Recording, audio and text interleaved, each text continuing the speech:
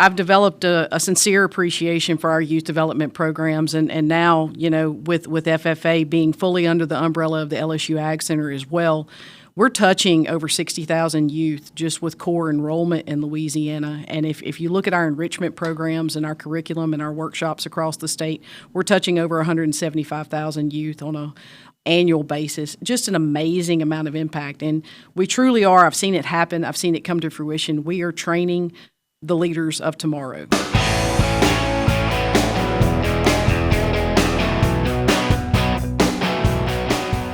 Hey everybody, welcome to the Louisiana Farm Bureau podcast. I'm your host, Karl Wiggers, and today I'm joined by a friend, Dr. Tara Smith. You are the director of the Louisiana Cooperative Extension Service for the LSU AgCenter, and when I just asked you that title a minute ago, I was like, that's a lot.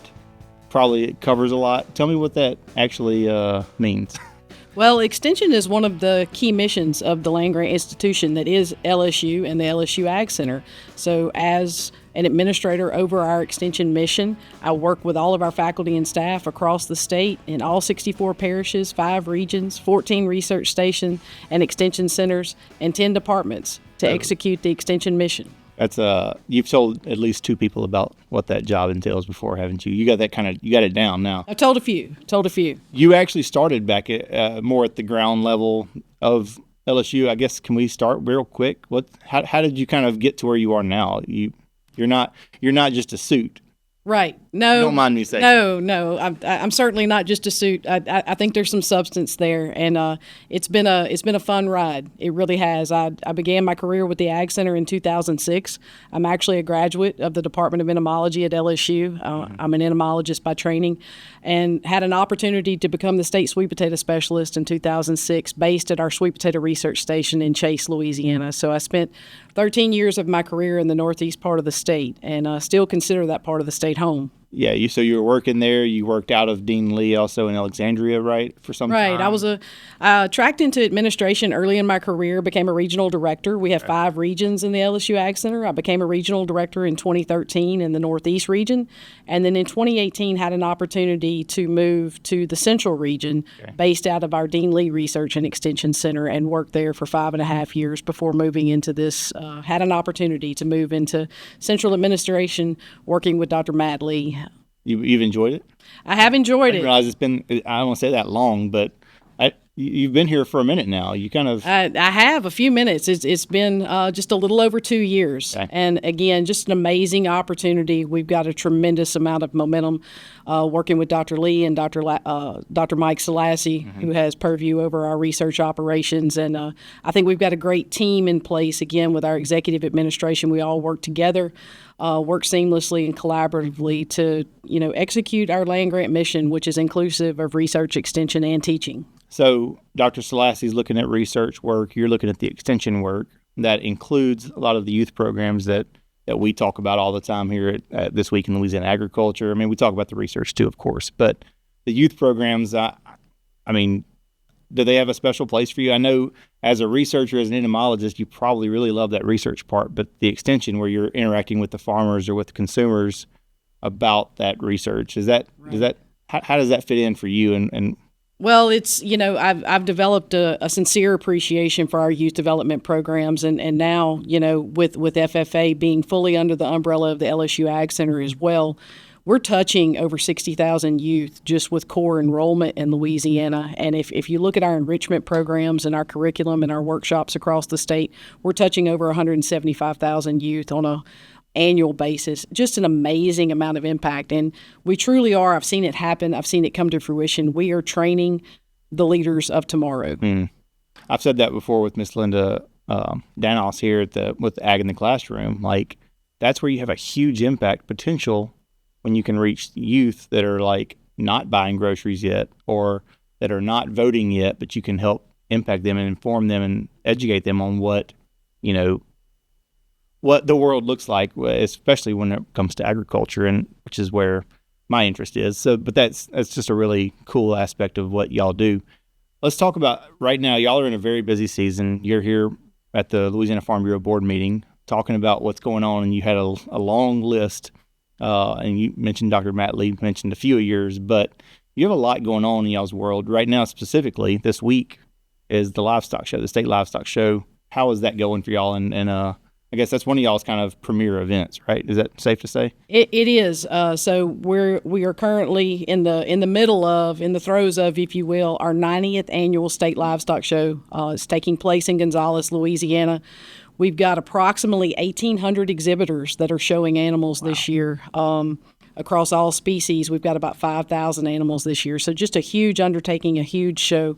There's so much that is ingrained in that livestock project. It's a year-long project where our kids are really learning core principles and values, not just taking care of an animal, but again, accountability, leadership, responsibility, and that's going to follow them the rest of their life. So it's a very special project. Yeah, I've done plenty of stories with This Week in Louisiana Agriculture about that, and you interview students, you interview agents, you interview parents, and they all say the same thing year after year, and it doesn't change. Like, they're all like, yes, I learned this as whenever I was a 4-H'er, and now my children are seeing this, or agents are saying year after year you see that growth in one student, and it's so rewarding. But it's hard to beat that, and especially I grew up on the farm, and you know this about me, but I grew up on a farm, and I got to learn a lot of that responsibility and accountability by working with my family on the farm. But for kids that don't have that opportunity, this is an opportunity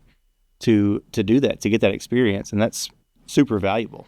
Well, it is, and one of the key foundational principles of 4-H is that career readiness and life readiness, and the national campaign at present for 4-H is Beyond Ready. And so taking all of our various different curriculums and programs and events that we have in 4-H and taking it a step further, ensuring that we are setting these youth up for success in life and in their careers. Yeah. And some of those may be in agriculture. Many of them will not be. And that's, I think, what makes it so, again, as a farm kid, that makes it so beautiful to me is that, like, even if they aren't going into agriculture, they're going to have that foundation, maybe not even in agriculture, but in, like, learning the life lessons you can from, like, these livestock projects. That's one of the big lifts as the AgCenter and 4-H especially, but Ag Magic, that's coming up in March, and I know this because we've done plenty of stories on this as well. But it's one of those things where you're taking ag, you're taking the farm, you're taking really all that 4-H has to offer, nutrition, everything else, straight into the city, whether it's on LSU campus or in Dockville Farms. Tell me about how that, I guess, plays into the mission of 4-H. So ag awareness is again one of our key initiatives in 4-H, and it's ever more important that we get information out to youth about where their food comes from, where their houses come from, where their clothes come from. We have signature ag awareness events across the state, located in all the regions. In March, we've got the one that started it all with Ag Magic on the main campus at the LSU campus in Parker Coliseum. And we will have a few over 10,000 kids that will come through and experience Louisiana agriculture. What's really neat about that is it's kids bust in from Baton Rouge schools that may never touch a farm, may never milk a cow or, whatever it may be, ride on a tractor or pet a goat, but they get to do that right on LSU's campus. And I think that's so valuable. You've been to those, obviously. Yeah, and it's what is that? What is that like? Well, you just see the kids' faces, and it's it's really amazing to see the world of agriculture open up for them. It could be something as simple as insects in a case, but they've never seen insects from South America, and may never have a chance to visit some of these countries where you see the diversity that is agriculture. And it's just a great opportunity to get a hands-on, real-world snapshot of agriculture and how important that is in our everyday life. That's also, so we're talking about youth development. We're talking about, the work you guys do at LSU, but that's 4-H'ers, college students, animal science students. They're all kind of helping put that event on, right? I mean, I'm thinking of the one here on campus. Tremendous amount of volunteers that are engaged in not only Ag Magic, but across the state in many of our programs, our youth development programs, our Master Gardener programs, our Master Cattleman programs. We cannot do what we do without the extension of our agents and our faculty, which is the volunteers that are so great to work with. And not only is that helping give back to the people they're serving it whenever they're volunteering, but that's life lesson, valuable skills for the 4-Hers as well, and the students and agents. I know probably enjoy that. It's probably work on the agents as well, but I'm sure they enjoy that. What else do y'all have going on? I know you mentioned a lot. You talked about internships. You talked about, a lot of different stuff, but internships, is that one of your projects, your babies? It is. So we mentioned, I've been in this position for a little over 2 years, and one of the first initiatives that we all work together as an extension administrative team is to pull together an internship program, and we're really excited about it. In the first year, we placed 6 interns across the state. Last year, we placed 20 interns across the state, and this year we have funding in place to again fund 20 internships. And this is an awesome program because it's through the Louisiana Cooperative Extension Service. It's catered and targeting our college age students. They don't have to be LSU students. We do pull quite a few from LSU, but any college in Louisiana, it doesn't have to be in Louisiana. We pulled a couple from out of state last year. And the goal is to put these students out in the parish offices or on the research stations or maybe even in a department on campus, and to work with our agents and to work with our faculty and truly learn what extension work looks like.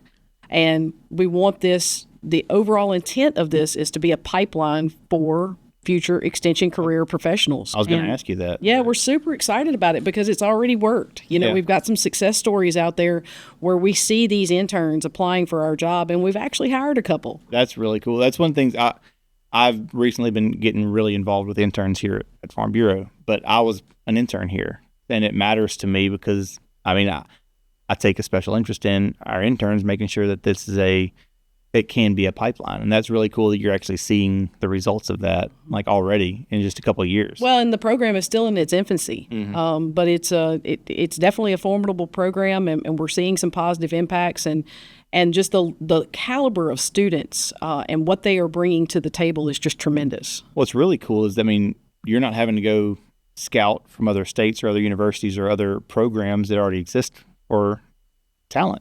You're able to create your own talent, your homegrown talent. That's right. I imagine that's a little special sauce there in what y'all are building. Well, it is. I think you could ask anybody, and I think if we can keep our youth here, if we can train them and educate them and keep them in Louisiana to drive Louisiana agriculture, that's our ultimate goal. I've got a great friend I went to high school. I didn't actually go to high school with. We went to church together in high school, and she got a job at the Macon Ridge station whenever we were in high school. She worked there, didn't have any family in agriculture. She went on to get her master's. I don't know what something in the ag, but she ended up getting it in Arkansas, and she's still in Arkansas working with Arkansas's version of the AgCenter. Right. And it's like, man, what a bummer that there wasn't a place for her to get plugged in here. And I don't know that she wanted to go to Arkansas. She probably did. She seems to enjoy it. But the idea of keeping our shining stars here is a really cool thing to see. And I'm glad that you're seeing that. Well, and it only takes one experience. It takes one connection, a simple conversation, one experience to sometimes, just a light bulb goes off, and some, a youth, a college student is really going to, well, maybe I should think about that. Maybe I should consider that. I'm a prime example. I was born and raised in the city.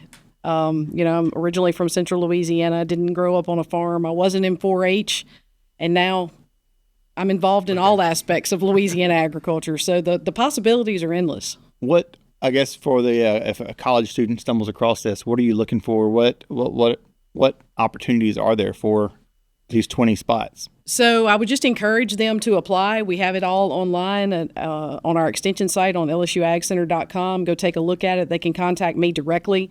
We can have a conversation. But basically, it's a very simple online application procedure, and then our extension admin team will come together and we'll make the placements later this spring. Are y'all looking for certain degrees, certain, I guess, well, coursework? We are trying to encourage, those that are working in that are pursuing, I should say, degrees in ag education, family and consumer sciences, and the various different agricultural related degrees to look really closely at this. But we're not going to discourage anybody from applying. Again, that may be their first and only exposure to agriculture. So we're not just looking for entomologists. No. No, though, entomologists are great. Yeah, they are. I'm a fan. Cool. Well, I think that's awesome. I'm really glad to see that happening, and I'm excited to see more of that. Last thing I wanted to ask you about, and Dr. Lee mentioned it here a minute ago, there are a lot of question marks in the air about federal funding and whatever, but y'all are also putting money out there for grants, and I think that's a really cool thing. Tell me about the seed grant program that y'all are working on and helping bolster your parish offices, your even regions. It's not just parish offices, it's regional projects, or is it parish? No, it's we've got some state faculty that have also been recipients of the seed grants. I think what I'd like to say first is that, by sheer definition, the Louisiana Cooperative Extension Service and cooperative extension across the country, it is a cooperative endeavor, and it's funded at the state, the federal, and the local level. And again, we cannot do what we do without our state funding, without our federal capacity funds, and without contributions from our local parishes, our police juries, and our school boards that support the work that's being done, again, at that grassroots level back at home with all of our constituents. But the Seed Grant program is something, again, our Extension Administration has pulled together, and we've identified 20 projects that we're funding across the state. We were able to set aside $100,000, so we're funding 20 projects at $5,000 each. Anything from 4-H and youth development to nutrition and community health, and then various different agricultural studies. And the only thing that we asked is that our agents and our faculty look at innovative approaches to doing extension work. So again, we're super excited to see all of this work come to fruition. The funding is over the next 2 years, and ideally, the results and information that we glean from this and are able to extend out to the communities that we're serving can be catalysts for future funds. Right. So what do those projects look like? Well, I mean, maybe not the innovative part, but I guess what's $5,000 going to help pay for?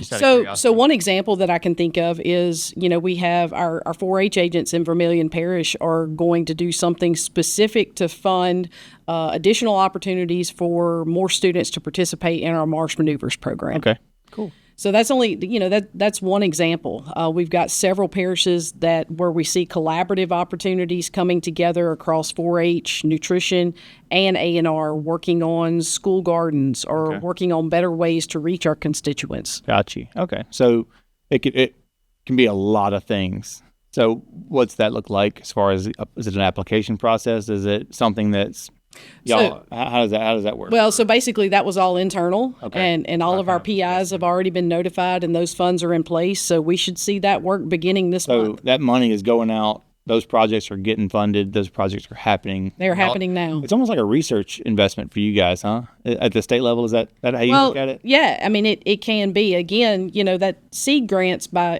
definition, ideally they're going to result in you're going to generate some information and some success stories, and ideally be you're priming the pump to potentially go after bigger dollars from other wait agencies. a second, we just spent $100,000 and found these 7 really good things that happened in 7 totally different parishes. Like, wait, let's lean into that. Exactly. That's really cool. Exactly.